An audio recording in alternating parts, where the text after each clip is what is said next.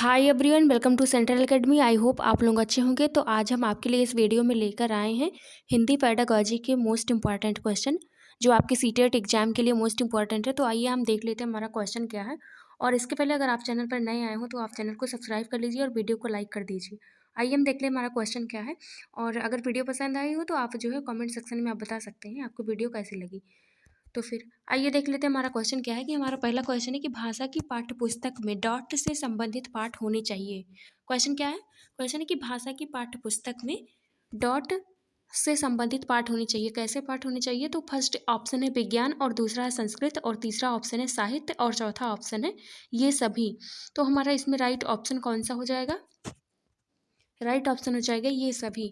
क्या है? विज्ञान, संस्कृत, साहित्य, ये सभी से संबंधित पाठ होने चाहिए। तो हमारा फोर्थ ऑप्शन राइट ऑप्शन होगा। फिर आगे देखते हैं हमारा क्वेश्चन क्या है। हमारा दूसरा क्वेश्चन है कि स्वाभाविक अभिव्यक्ति, कल्पनाशीलता, कौशल और सोच को विकसित करना।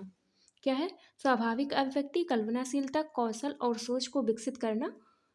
फिर फर्स्ट ऑप्शन है कि भाषा शिक्षण का एकमात्र उद्देश्य है, और दूसरा है भाषा शिक्षण का उद्देश्य नहीं है, और तीसरा ऑप्शन है भाषा शिक्षण का एक महत्वपूर्ण उद्देश्य है, और चौथा ऑप्शन है भाषा शिक्षण को किसी प्रकार की दिशा नहीं देता। तो इसमें हमारा राइट ऑप्शन कौन सा होगा? राइट ऑप्शन हमारा थर्ड ऑप्शन होगा कि जो है भाषा शिक्षण का एक महत्वपूर्ण उद्देश्य है। क्या है? भाषा शिक्षण का एक महत्वपूर्ण उद्देश्य है। हमारा थर्ड ऑप्शन राइट ऑप्शन होगा। क्या है? स्वाभाविक अभिव्यक्ति, कल्पनाशीलता, कौशल और सोच को विकसित करना भाषा शिक्षण का एक महत्वपूर्ण उद्देश्य है। थर्ड ऑप्शन हमारा सही ऑप्शन होगा। फिर आगे देखते हैं हमारा क्वेश्चन क्या है। आगे क्वेश्चन है कि मौखिक भाषा के आकलन का सर्वोत्तम तरीका है। क्या है?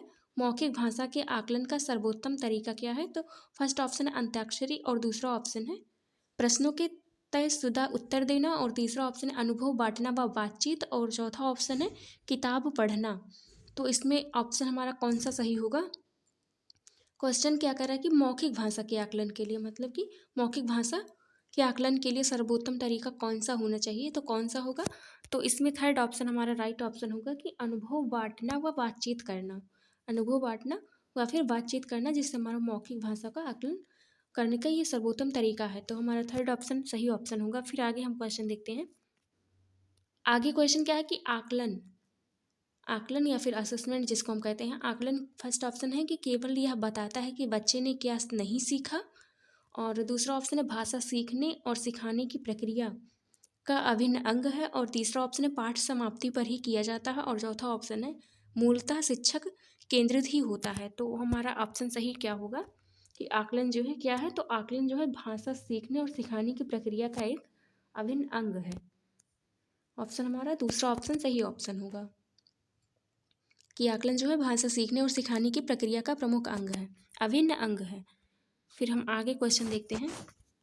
आगे क्वेश्चन है 35 क्वेश्चन है कि पढ़ने में बाधा नहीं है। क्या नहीं है? तो फर्स्ट ऑप्शन है सारे नियम पहले से बता डालना, और दूसरा ऑप्शन है उच्चारण पर ही जोर देते रहना, और तीसरा ऑप्शन है सटीकता पर ही जोर देते रहना, और चौथा ऑप्शन है लिखी हुई चीज़ का अर्थ निकालना। तो इसमें राइट ऑप्शन कौन सा होगा हमारा? तो पढ़ने में बाधा जो है क्या नहीं है? तो क्या नहीं है? तो लिखी हुई चीज़ का अर्थ निकालना, इसमें जो है पढ़ने में बाधा नहीं होती है। तो हमारा फोर्थ ऑप्शन राइट ऑप्शन होगा कि लिखी हुई चीज़ का अर्थ निकालना। तो फोर्थ ऑप्शन हमारा सही ऑप्शन होगा। फिर आगे हम क्वेश्चन देखते हैं। हमारा 36 क्वेश्चन क्या है। 36 क्वेश्चन है कि प्रारंभिक स्तर पर, क्या है? प्रारंभिक स्तर पर बच्चों की भाषा शिक्षा के संदर्भ में निम्न में से कौन सा कथन सत्य है? क्या है? प्रारंभिक स्तर पर बच्चों की भाषा शिक्षा के संदर्भ में निम्न में से कौन सा कथन सत्य है? तो हमारा फर्स्ट ऑप्शन कौन सा है?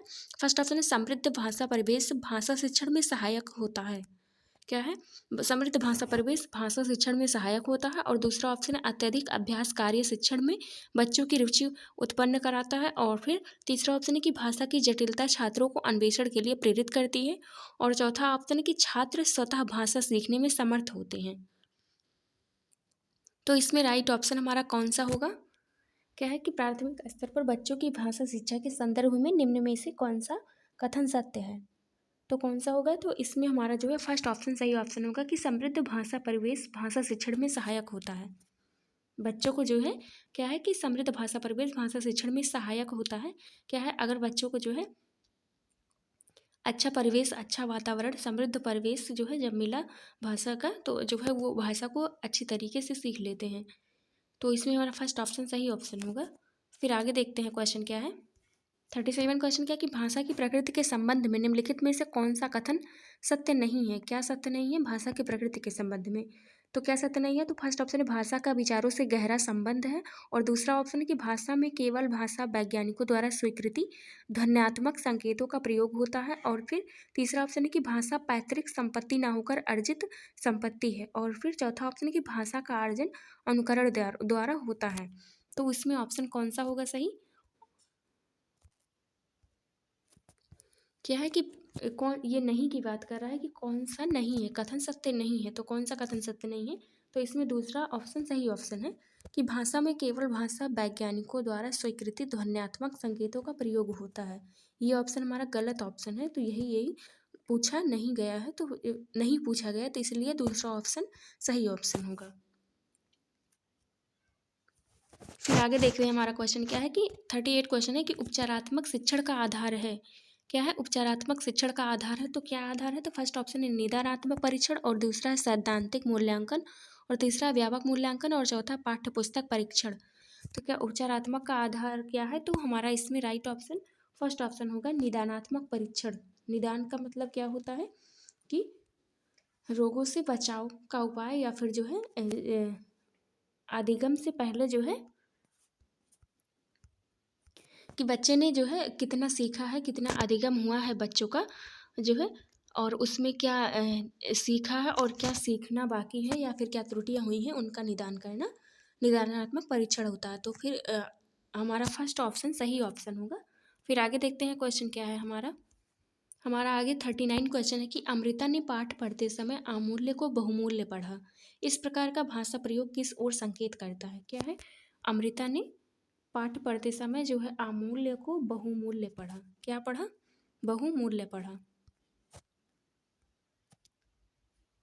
क्या बहुमूल्य? अमूल्य को बहुमूल्य को पढ़ा। इस प्रकार का भाषा प्रयोग किस ओर संकेत करता है?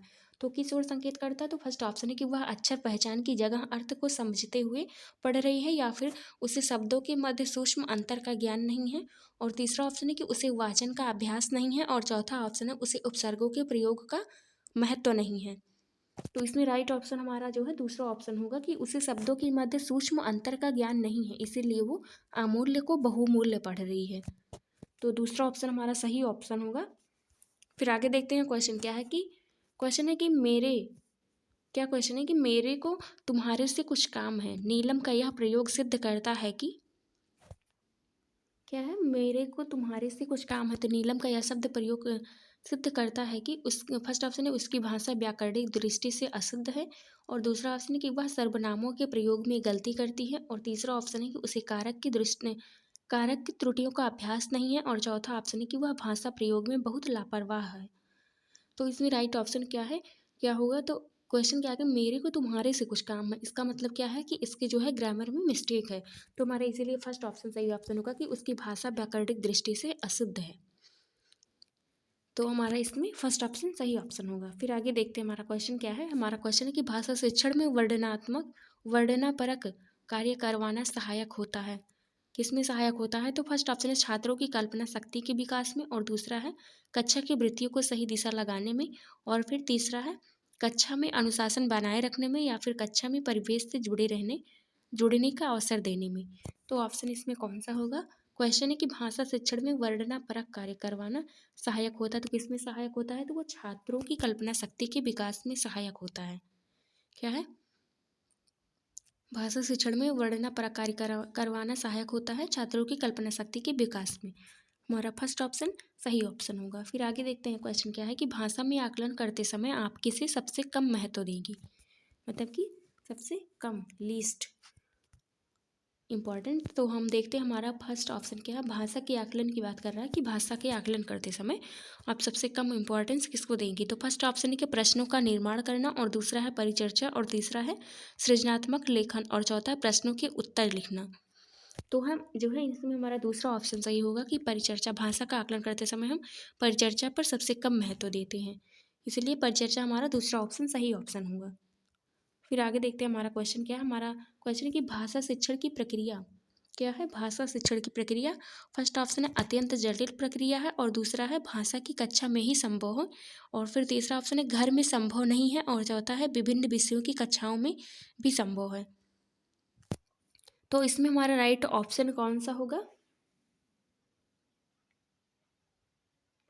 और अगर वीडियो पसंद आई तो आप वीडियो को लाइक ज़रूर करिएगा, और चैनल पर अगर नए आए हों आप तो चैनल को सब्सक्राइब कर ज़रूर करिएगा। तो हमारा इसमें राइट ऑप्शन कौन सा होगा। राइट ऑप्शन हमारा फोर्थ ऑप्शन होगा कि विभिन्न विषयों की कक्षाओं में भी संभव है। क्या भाषा शिक्षण की जो प्रक्रिया है वो विभिन्न विषयों की कक्षाओं में भी संभव है। तो हमारा इसमें फोर्थ ऑप्शन राइट ऑप्शन होगा। फिर आगे देखते हैं हमारा क्वेश्चन क्या है। आगे क्वेश्चन है कि द्वितीय भाषा के रूप में हिंदी सीखने का मुख्य उद्देश्य क्या है। क्या है क्वेश्चन क्या है कि द्वितीय भाषा के रूप में हिंदी सीखने का मुख्य उद्देश्य क्या है। तो फर्स्ट ऑप्शन है माना कि हिंदी लिखने में निपुणता प्राप्त करना, और दूसरा ऑप्शन कौन सा, दूसरा ऑप्शन है कि हिंदी और अपनी मातृभाषा के अंतर को कंठस्थ करना, और तीसरा ऑप्शन है हिंदी के व्याकरण पर अधिकार प्राप्त करना, और चौथा ऑप्शन है कि दैनिक जीवन में हिंदी में समझने तथा बोलने की क्षमता का विकास करना। तो हमारा इसमें राइट ऑप्शन कौन सा होगा। फोर्थ ऑप्शन हमारा राइट ऑप्शन होगा कि दैनिक जीवन में हिंदी में समझने तथा बोलने की क्षमता का विकास करना हमारा फोर्थ ऑप्शन राइट ऑप्शन होगा। फिर आगे देखते हैं क्वेश्चन क्या है। आगे क्वेश्चन है कि भाषा की कक्षा में एक शिक्षक बच्चों से क्या अपेक्षा करता है। तो क्या अपेक्षा करता है, तो फर्स्ट ऑप्शन क्या होगा। फर्स्ट ऑप्शन है बच्चे अपनी मातृभाषा का बिल्कुल भी प्रयोग ना करें, तो ऐसा नहीं है। और दूसरा ऑप्शन है कि बच्चे सवाल के बधे बधाए जवाब ना दें, और फिर तीसरा बच्चे सवालों के बधे बधाए जवाब दें, और चौथा ऑप्शन है संस्कृतनिष्ठ भाषा में ही जवाब दें। तो हमारा इसमें राइट ऑप्शन कौन सा होगा। वो पूछ रहा है कि अपेक्षा करता है, क्या करता है भाषा की कक्षा में एक शिक्षक जो है बच्चों से क्या अपेक्षा करता है। तो क्या करता है कि जो है वो बधे बधाए जो है जवाब ना दे सवालों के। तो बच्चे जो है सवालों के बधे बधाए जवाब न दें, यही ऑप्शन हमारा राइट ऑप्शन होगा, दूसरा ऑप्शन। तो आज की वीडियो में हमने जो है 15 क्वेश्चन हिंदी पेडागॉजी के कर लिए हैं। कल हम जो है CDP के क्वेश्चन आपके लिए लेकर आएंगे। आउट ऑफ 30 क्वेश्चन होंगे उसमें जो आपके CTT एग्जाम में ज़रूर मैच करेंगे वो। फिर धन्यवाद, और अगर वीडियो पसंद आई तो वीडियो को आप ज़रूर लाइक करिएगा और चैनल को सब्सक्राइब कर लीजिए। धन्यवाद।